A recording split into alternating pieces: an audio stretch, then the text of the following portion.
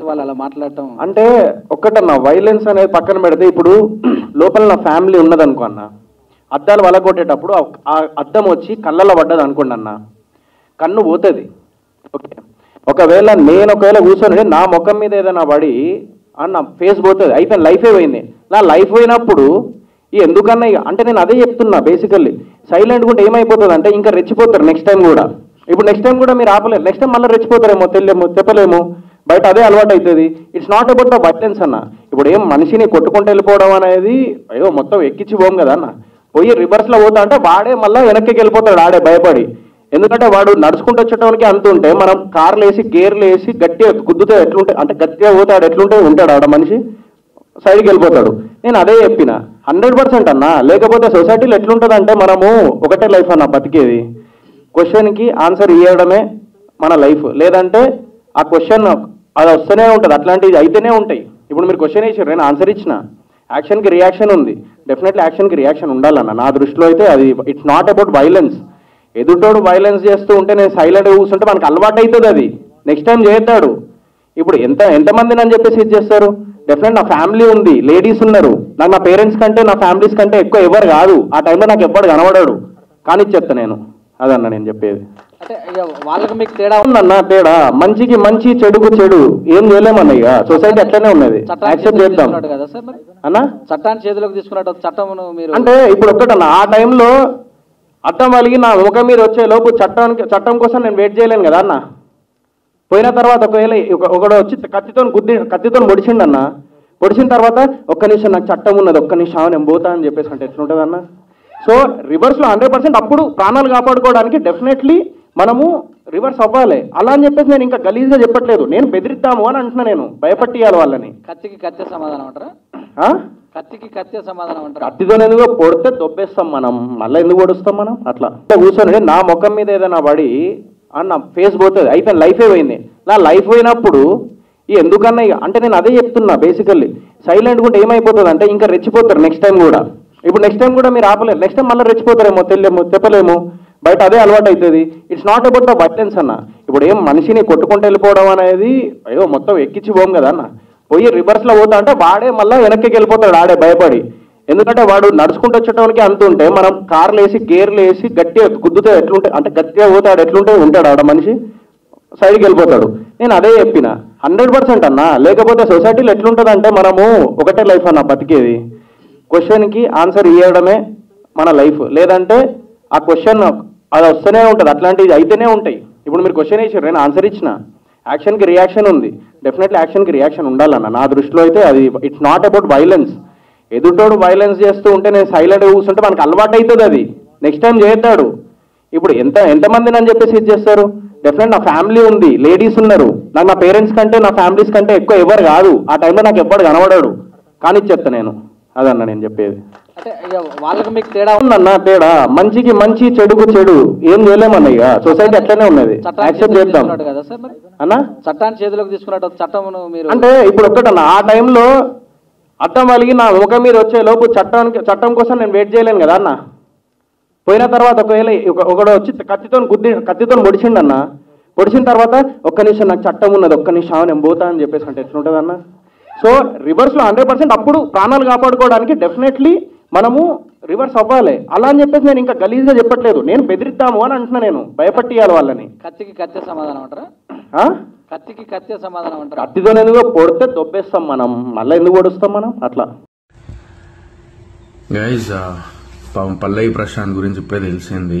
వాడికి నిద్ర లేక మీరందరు నిద్ర లేకుండా చేస్తారు, వాడి సక్సెస్ ని కూడా ఎంజాయ్ చేయలేకపోతున్నాడు. నేను మూవీస్ చేసుకుంటే ఇందులో ఇన్వాల్వ్ అవ్వద్దు, బట్ నాకెందుకంటే వాడు పాపం, నేను వాడి గురించి నేను ఎప్పుడు వాడిని సపోర్ట్ చేయకుండా నేను మాట్లాడలేదు. నేను కేవలం వాడి కోసం వచ్చి అంత రచ్చ చేసి ఆడవాళ్ళ కారులో ఉంటే అటాక్ చేయడము, మళ్ళీ రోడ్డు మీద పెద్ద షోలు చేసేసి అంతమందిని ఇబ్బంది పెట్టారు. ఇంకా చాలా బయటికి రాలేదు. ఆడవాళ్ళ మీద ఇష్టమైనట్టు మీరు ఏమేం చేశారు అన్ని ఇన్ఫర్మేషన్లు ఉన్నాయి, ఓకేనా. మీ వల్ల పాపం వాడిని రెచ్చగొట్టి ఇక్కడ నుంచి వెళ్దాం, అక్కడ నుంచి వెళ్దాం, అట్లా చేద్దాం, ఇట్లా చేద్దాం అని చెప్పేసి వాడిని ఈరోజు ఈ స్థితికి తీసుకొచ్చారు. అరే వాడు ఒక ఏ స్థాయి నుంచి ఏ స్థాయి వరకు వచ్చిండు, బిగ్ బాస్ విన్నర్ అయ్యిండు అనేది చిన్న విషయం కాదు. ఓకే, మీరు ప్రేమ అభిమానం అంతా చూపించిర్రు, కాదని కాదు, కానీ ఆ సక్సెస్ ని వాడిని ఎంజాయ్ చేయనిస్తే ఇంకా హ్యాపీ ఫీల్ అయ్యేటోడాడు. కానీ రోజు ఆ స్థితిలో లేడు, మీరే చేసిర్రు అదంతా.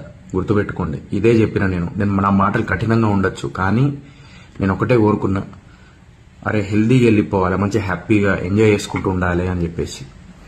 ఇలా అటాక్ చేయడం వల్ల, ఇలా చేయడం వల్ల, అలా చేయడం వల్ల ఏమొచ్చింది పాపం. వాడు ఈరోజు అంత కష్టపడినందుకు ఫలితం వచ్చిన తర్వాత కూడా వాడు ఎంజాయ్ చేయలేకపోతున్నాడు. వాడు కేవలం మీ వల్ల.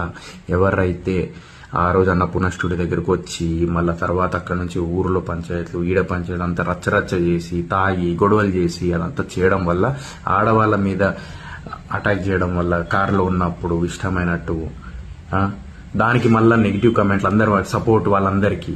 ఇక్కడ పల్లవి ప్రశాంత్ ని ఎవ్వరు ఏమనట్లేదు. పల్లవి ప్రశాంత్ కోసం వచ్చి అలా రచ్చ చేసిన వాళ్ళని పాయింట్అవుట్ చేసి మాట్లాడుతున్నాం. ఇక్కడ ఎవ్వరైనా కూడా గుర్తుపెట్టుకోండి, అది మైండ్ లో పెట్టుకోండి. పల్లవి ప్రశాంత్ కష్టాన్ని అనలేదు, పల్లవి ప్రశాంత్ గేమ్ అనలేదు, పల్లవి ప్రశాంత్ అనే వ్యక్తిని అనలేదు. పల్లవి ప్రశాంత్ కోసం వచ్చిన వాళ్ళని మాత్రమే నేనన్నాను అంటున్నారు. ఆ రోజు వచ్చి రచ్చ చేసిన వాళ్ళని మాత్రమే గుర్తుపెట్టుకోండి. మీ ఇంట్లో ఆడవాళ్ళు ఉన్నారు, అక్క చెల్లి అందరు ఉన్నారు, గుర్తుపెట్టుకోండి. అది అంత సింపుల్. ఇదే చెప్పాలనుకున్నాను, మళ్ళీ క్లారిటీ ఇస్తున్నా. ఈ రోజు కేవలం మీ వల్లనే పాపం ఆడు ఈ రోజు ఈ స్థితిలో ఉన్నాడు, గుర్తుపెట్టుకోండి.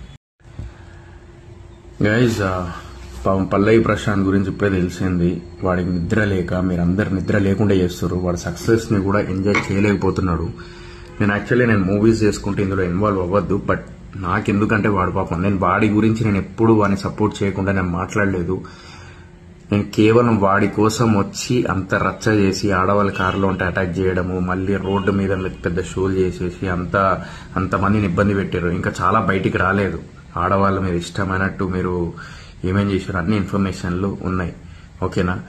మీ వల్ల పాపం వాడిని రెచ్చగొట్టి ఇక్కడి నుంచి వెళ్దాం, అక్కడి నుంచి వెళ్దాం, అట్లా చేద్దాం, ఇట్లా చేద్దాం అని చెప్పేసి వాడిని ఈ రోజు ఈ స్థితికి తీసుకొచ్చారు.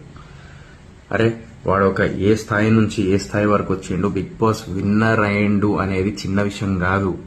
ఓకే, మీరు ప్రేమ అభిమానం అంతా చూపించిర్రు, కాదని కాదు, కానీ ఆ సక్సెస్ ని వాడిని ఎంజాయ్ చేయనిస్తే ఇంకా హ్యాపీ ఫీల్ అయ్యేటోడాడు. కానీ రోజు ఆ స్థితిలో లేడు, మీరే చేసిర్రు అదంతా. గుర్తుపెట్టుకోండి, ఇదే చెప్పిన నేను నా మాటలు కఠినంగా ఉండొచ్చు, కానీ నేను ఒకటే కోరుకున్నా, అరే హెల్దీగా వెళ్ళిపోవాలి, మంచి హ్యాపీగా ఎంజాయ్ చేసుకుంటూ ఉండాలి అని చెప్పేసి. ఇలా అటాక్ చేయడం వల్ల, ఇలా చేయడం వల్ల, అలా చేయడం వల్ల ఏమొచ్చింది పాపం. వాడు ఈ రోజు అంత కష్టపడినందుకు ఫలితం వచ్చిన తర్వాత కూడా వాడు ఎంజాయ్ చేయలేకపోతున్నాడు. వాడు కేవలం మీ వల్ల. ఎవరైతే ఆ రోజు అన్నపూర్ణ స్టూడియో దగ్గరకు వచ్చి మళ్ళా తర్వాత అక్కడ నుంచి ఊరిలో పంచాయతీలు, ఈడ పంచాయతీలు అంతా రచ్చరచ్చ చేసి, తాగి గొడవలు చేసి అదంతా చేయడం వల్ల, ఆడవాళ్ళ మీద అటాక్ చేయడం వల్ల, కారులో ఉన్నప్పుడు ఇష్టమైనట్టు దానికి మళ్ళా నెగిటివ్ కమెంట్లు అందరు సపోర్ట్ వాళ్ళందరికీ. ఇక్కడ పల్లవి ప్రశాంత్ ని ఎవ్వరు ఏమనట్లేదు. పల్లవి ప్రశాంత్ కోసం వచ్చి అలా రచ్చ చేసిన వాళ్ళని పాయింట్అవుట్ చేసి మాట్లాడుతున్నాం. ఇక్కడ ఎవ్వరైనా కూడా గుర్తుపెట్టుకోండి, అది మైండ్ లో పెట్టుకోండి. పల్లవి ప్రశాంత్ కష్టాన్ని అనలేదు, పల్లవి ప్రశాంత్ గేమ్ అనలేదు, పల్లవి ప్రశాంత్ అనే వ్యక్తిని అనలేదు. పల్లవి ప్రశాంత్ కోసం వచ్చిన వాళ్ళని మాత్రమే నేనన్నాను అంటున్నారు.